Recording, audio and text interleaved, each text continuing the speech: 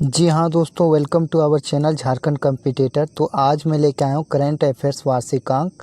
ये रेलवे का SSC, banking या तो अदर स्टेट एग्ज़ाम जिसमें करंट अफेयर्स आपके पूछे जाते हैं उसके लिए मोस्ट इम्पोर्टेंट है।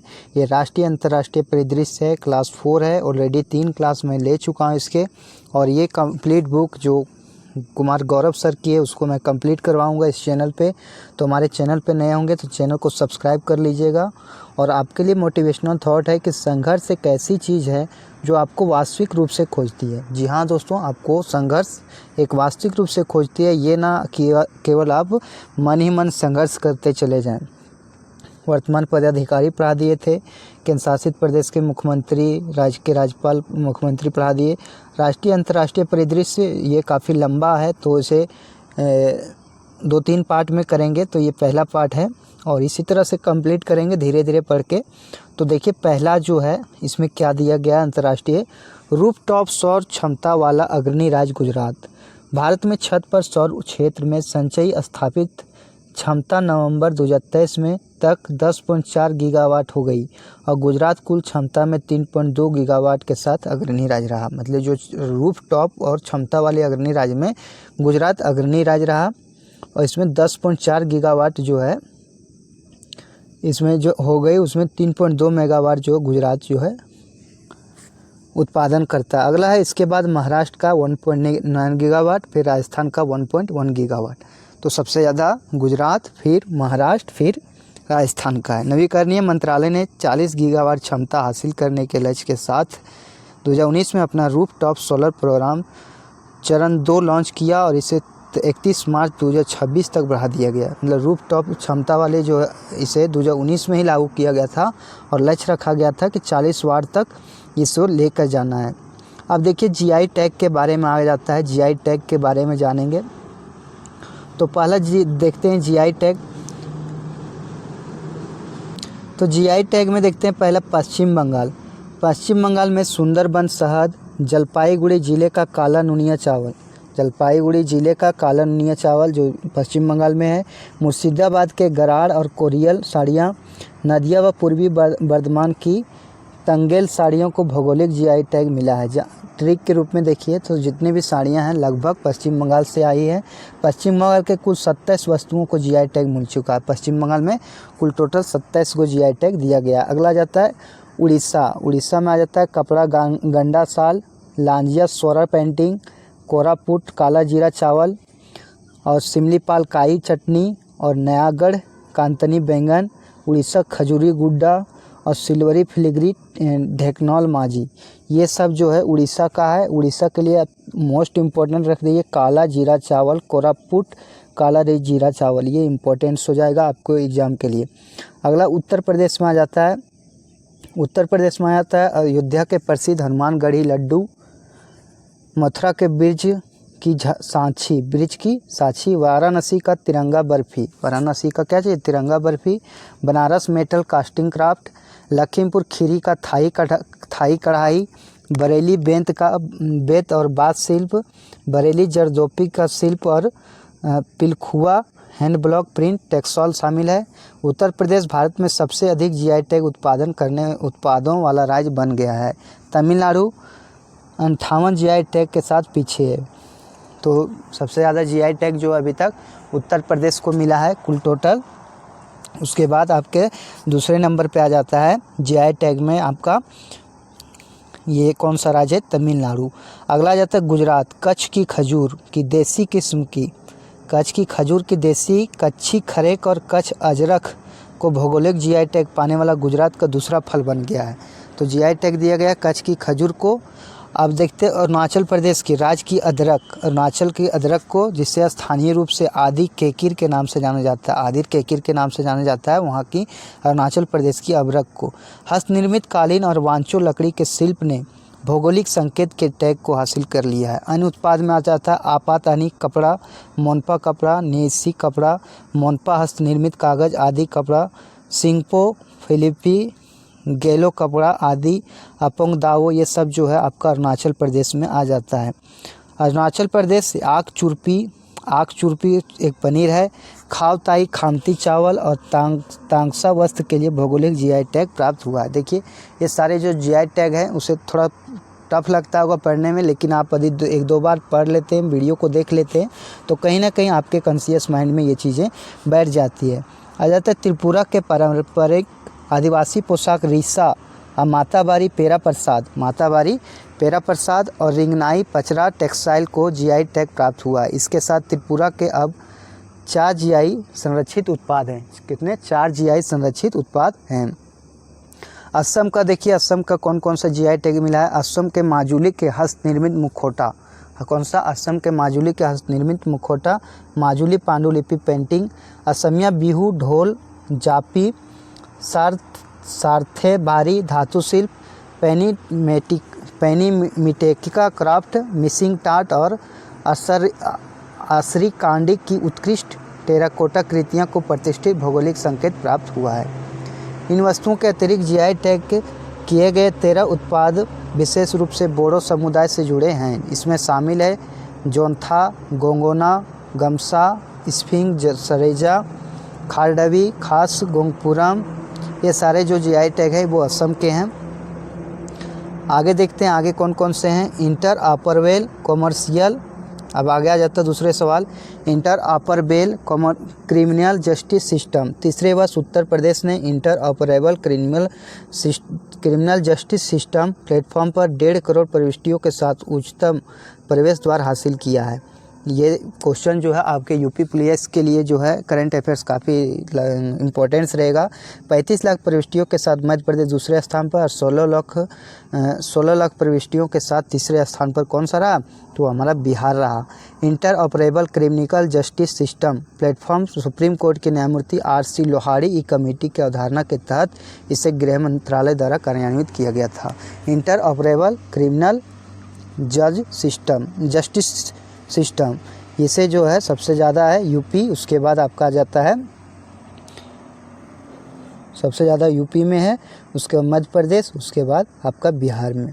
अगला आ जाता है नेक्स्ट देखेंगे 100% इलेक्ट्रिक बाइक टैक्सी सेवा वायु। असम सरकार के परिवहन मंत्री परिमल शुक्लबैद्य ने गुवाहाटी में एक ऐप आधारित 100% इलेक्ट्रिक और विकेंद्रीकृत बाइक टैक्सी सेवा वायु लॉन्च किया है। कौन सा क्या चीज़ को लॉन्च किया है?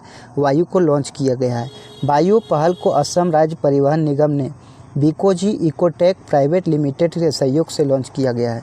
बीकोजी इकोटेक प्राइवेट लिमिटेड के सहयोग से लॉन्च किया गया। असम भारत का पहला राज्य बन गया जिसके पास अब देश की पहली ऐप आधारित 100% टैक्सी और विकेंद्रीकृत बाइक टैक्सी की सेवा है। आगे देखेंगे डिजिटल शेंगेन वीज़ा फ्रांस ने 2024 पेरिस ओलंपिक के लिए ओलंपिक वाणिज्य दूतावास के माध्यम से डिजिटल शेंगेन वीज़ा लॉन्च किया है। तो 2024 में पेरिस जो ओलंपिक हुआ था उसमें जो है डिजिटल शेंगेन वीज़ा लॉन्च किया है। फ्रांस ऐसा करने वाला यूरोपियन संघ का पहला देश बन गया। फ्रांस जो है यूरोपीय देश का पहला देश ऐसा बन गया जो ये वीज़ा लॉन्च किया है। पेरिस 2024 ओलंपिक और पैरालंपिक खेल फ्रांस में आयोजित अब तक का सबसे बड़ा आयोजन होगा। ओलंपिक खेल 26 जुलाई से 11 अगस्त तक चलेगा। कब? 26 जुलाई से 11 अगस्त 2024 तक चलेगा। तो ये भी आपके लिए इम्पोर्टेंट्स है। आगे देखेंगे कौन से करंट अफेयर्स हैं आपके लिए इम्पोर्टेंट्स है। यूनेस्को के 46वें सत्र का अध्यक्ष भारत है। 9 जनवरी 2024 को यूनेस्को में भारत के अस्थायी प्रतिनिधित्व विशाल वी शर्मा ने कहा कि पहली बार 21 से 31 जुलाई 2024 तक नई दिल्ली में यूनेस्को की विश्व धरोहर समिति के 46वें सत्र की अध्यक्षता और मेज़बानी करेगा। यानी जो विश्व धरोहर समिति की जो मेज़बानी करेगा वो भारत करेगा।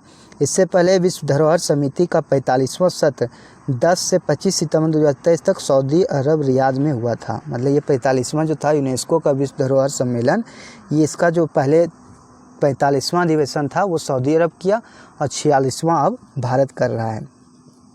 अगला जाता है समुद्री पुल अटल सेतु किस लिए इम्पोर्टेंस है। 12 जनवरी 2024 को प्रधानमंत्री नरेंद्र मोदी ने महाराष्ट्र में भारत के सबसे लंबे समुद्री पुल अटल सेतु का उद्घाटन किया। किसका? अटल सेतु का उद्घाटन किया। 17,840 करोड़ रुपये से अधिक की लागत से निर्मित मुंबई ट्रांस हार्बर लिंक का उद्घाटन किया, जिससे अब अटल बिहारी वाजपेयी सेवरी नहावा सेवा अटल सेतु नाम दिया गया है। तो कितना 17,840 करोड़ दिए गए थे, इससे शुरू किया गया है और इसका जो उद्घाटन किए थे वो नरेंद्र मोदी किए थे। पुल का शिलान्यास पीएम मोदी ने दिसंबर 2016 में ही किया था। शिलान्यास होता है कि जब कोई चीज़ बनने के लिए शुरू की जाती है। विश्व की पहली परमाणु बैटरी, चीन के अत्याधुनिक स्टार्टअप बीटा वोल्ट ने एक अभूतपूर्व परमाणु बैटरी पेश की है जो चार्जिंग या रखरखाव की आवश्यकता के बिना 50 वर्षों तक निर्बाध बिजली प्रदान करने का दावा करती है। 50 वर्षों तक ये जो है बिजली प्रदान करने का दावा करती है। विश्व की पहली लघु परमाणु ऊर्जा प्रणाली कही जाने वाली यह परमाणु बैटरी एक सिक्के से भी छोटे मॉड्यूल के भीतर व्यवस्थित रूप से 63 परमाणु आइसोटोप का उपयोग करती है। विश्व की पहली परमाणु बैटरी जो है ये जो है 63 परमाणु आइसोटोप का प्रयोग करती है। अगला देखते हैं राम मंदिर अयोध्या का बारे में, इससे कितने करंट अफेयर्स बन सकते हैं। 22 जनवरी 2024 को अयोध्या में भगवान श्री राम का प्राण प्रतिष्ठा समारोह हुआ। कब हुआ था? 22 जनवरी 2024 को। प्रधानमंत्री नरेंद्र मोदी ने प्राण प्रतिष्ठा समारोह की अध्यक्षता की, जिसका संचालन लक्ष्मीकांत दीक्षित के नेतृत्व में पुजारियों की एक टीम ने किया। उसके जो मुख्य पुजारी थे वो लक्ष्मीकांत दीक्षित थे। ये इंपॉर्टेंस रखता है। 81 वर्षीय चंद्रकांत सोमपुरा और 51 वर्षीय बेटे आशीष ने मंदिर वास्तुकला के नागर शैली में परिसर का डिजाइन किया था। और ये जो है डिजाइन कौन तैयार किए थे? चंद्रकांत सोमपुरा और उसके बेटे आशीष ने जो है इसका डिजाइन तैयार किए थे। शिशु राम की मूर्ति मैसूर के मूर्तिकार अरुण योगीराज द्वारा बनाया गया। और जो इसका मूर्ति बनाया गया था अरुण योगीराज के द्वारा बनाया गया था। राजस्थान के बंसी पहाड़ से निकाले गए बलुआ पत्थर से बना है। और ये राजस्थान के बलुआ पत्थर से बनाया गया है राम का मंदिर। लार्सन एंड एल&टी को वर्ष 2020 में अयोध्या में राम मंदिर का प्रोजेक्ट मिला था। एल&टी कंपनी को इसका जो है प्रोजेक्ट मिला था। तो ये सारी चीज़ें इंपॉर्टेंस रह जाती है कि इसे जो बनाया था वो कौन बनाए थे? तो शिशु राम की मूर्ति अरुण योगीराज द्वारा बनाया गया था। और बंसी पहाड़ से ये मिट्टी बलुआ पत्थर को लाया गया था जो राजस्थान में है। अगला है उड़िया वैज्ञानिक सरोज कुमार पानीगढ़ी के नेतृत्व में सेंट्रल बिल्डिंग रिसर्च इंस्टीट्यूट की एक टीम द्वारा रामनवमी उत्सव के अवसर पर भगवान राम की मूर्ति के माथे को सूर्य तिलक किया था। तो कौन सूर्य तिलक किया था? तो उड़िया के वैज्ञानिक सरोज कुमार पानीगढ़ी के नेतृत्व में ये सारी चीज़ें हुई थी। आगे आ जाता है विजय राघवन पैनल। केंद्र सरकार द्वारा 9 सदस्यीय विजय राघवन पैनल ने हाल ही में रक्षा अनुसंधान और विकास संगठन DRDO के कामकाज के बारे में चिंताओं को संबोधित करते हुए एक व्यापक रिपोर्ट प्रस्तुत की। रक्षा संबंधी रिपोर्ट पर संसदीय समिति ने DRDO की 55 मिशन मोड परियोजनाओं में 23 में अधिक देरी का सामना करने पर चिंता व्यक्त की। मतलब 55 को ऐसी जो है परियोजना, उसमें से मात्र 13 ऐसी है जो अत्यधिक देरी से काम चल रहा है। अब देखिए ग्रीन अमोनिया की आपूर्ति पर समझौता। ग्रीन अमोनिया से कौन से देशों का समझौता हुआ है? भारत में अग्रणी नवीकरणीय ऊर्जा कंपनी ACME समूह और जापानी एकीकृत भारी उद्योग समूह IHI कॉरपोरेशन ने उड़ीसा भारत से जापान तक हरित अमोनिया की आपूर्ति के लिए एक ऑफटेक टर्म शीट पर हस्ताक्षर किया। किस पे? ऑफटेक टर्म शीट पर जो है हस्ताक्षर किया है। आगे आ जाता है, देखते हैं 75वां गणतंत्र दिवस से संबंधित जो क्वेश्चन आते हैं उससे भी करंट अफेयर्स बहुत सारे बनते हैं। तो 26 जनवरी 2024 को भारत ने अपना 75वां गणतंत्र दिवस मनाया। तो ये जो गणतंत्र दिवस था 2024 का वो 75वां था। वर्ष 2024 गणतंत्र दिवस की थीम थी भारत लोकतंत्र की जननी और विकसित भारत। भारत लोकतंत्र की जननी और विकसित भारत। फ्रांसीसी राष्ट्रपति इमैनुअल मैक्रोन गणतंत्र दिवस 2024 के सम्मानित अतिथि रहे थे। और ये गणतंत्र दिवस 2024 के सम्मानित अतिथि रहे थे हमारे इमैनुअल मैक्रोन। यह विशेष रूप से छठी बार है जब कोई फ्रांसीसी नेता राष्ट्रीय राजधानी में गणतंत्र दिवस समारोह में मुख्य अतिथि बने हैं। मतलब ये जो है छठी बार जो है कोई इंडोनेशिया के राष्ट्रपति यहाँ पे आए हैं। इंडोनेशिया के राष्ट्रपति सुकर्नो 26 जनवरी 1950 को भारत के पहले गणतंत्र दिवस के पहले मुख्य अतिथि थे। कौन थे? सुकर्नो थे। अब देखते हैं पहली बार परेड की शुरुआत 100 महिलाओं ने संगीत वाद्य यंत्र बजाकर की थी। मतलब पहली बार जब इसका शुरुआत हुआ था उसमें मात्र 100 महिलाएं जो थी ये संगीत वाद्य यंत्र बजाकर ये प्रस्तुत किया था। अभी जो सर्वश्रेष्ठ झांकी है जो उड़ीसा को मिला है, विकसित भारत में महिला सशक्तिकरण को बढ़ावा दिया गया था और उसी झांकी को दिखाया गया था। तो उड़ीसा जो है सर्वेश झांकी का पुरस्कार मिला है। सर्वेश झांकी जो मंत्रालय को मिला है वो संस्कृति मंत्रालय को मिला है। भारत लोकतंत्र की जननी इसी को मिला है। विशेष पुरस्कार जो है केंद्रीय लोक निर्माण विभाग सेंट्रल विस्टा विकसित भारत का प्रतिबिंबित करता है, ये इसे दिया गया है। सेंट्रल विस्टा विकसित भारत का प्रतिबिंब किया गया है, तो विशेष पुरस्कार केंद्रीय लोक निर्माण विभाग को मिला है। आगे देखेंगे, आगे जानेंगे। पॉपुलर चॉइस श्रेणी तीनों सेनाओं में श्रेष्ठ मार्चिंग टुकड़ी राजपूताना राइफल्स रेजिमेंट मार्चिंग टुकड़ी थी। तीनों सेनाओं में सबसे जो अच्छा प्रदर्शन था परेड का वो था राजपूताना राइफल्स रेजिमेंट का। और पॉपुलर चॉइस अधिक बोलेगा पॉपुलर चॉइस श्रेणी में सर्वेश झांकी तो गुजरात का था। थ्रोडो गुजरात की सीमा के पर्यटन का एक दृश्य था। पॉपुलर चॉइस श्रेणी के में आ जाता है सर्वेश झांकी। पॉपुलर चॉइस श्रेणी में सर्वेश झांकी जीवंत जो गृह मंत्रालय से था, वो राज्य में था गुजरात, लेकिन अभी बोलेगा कि सर्वेश झांकी जो है पॉपुलर चॉइस में जो कौन से मंत्रालय को दिया गया था, तो गृह मंत्रालय को दिया गया था, जो जीवंत गांव को प्रदर्शित किए गए थे। तो ये था हमारा करंट अफेयर्स का सीरीज। तो उम्मीद होगा ये वीडियो अच्छा लगा होगा। और ये मैं बता दूं कि करंट अफेयर्स की जो अर्धवार्षिक का आगे सीरीज है, ये आपके उत्कर्ष क्लासेस की जो PDF होती है, किताब होती है, उससे मैं करवा रहा हूँ। उम्मीद होगा ये वीडियो अच्छा लगा होगा। तो यदि आपको लगे कि मैंने आपके लिए कुछ किया है तो चैनल को सब्सक्राइब कीजिएगा और लाइक कीजिएगा। और एक मोटिवेशनल थॉट है कि इस दुनिया में असंभव कुछ भी नहीं, हम वो सब कर सकते हैं जो हम सोच सकते हैं, और हम वो सब सोच सकते हैं जो आज तक हमने नहीं सोचा है। बहुत बहुत धन्यवाद। जय हिंद, जय भारत। आज अपने और अपने परिवार का ख्याल रखें।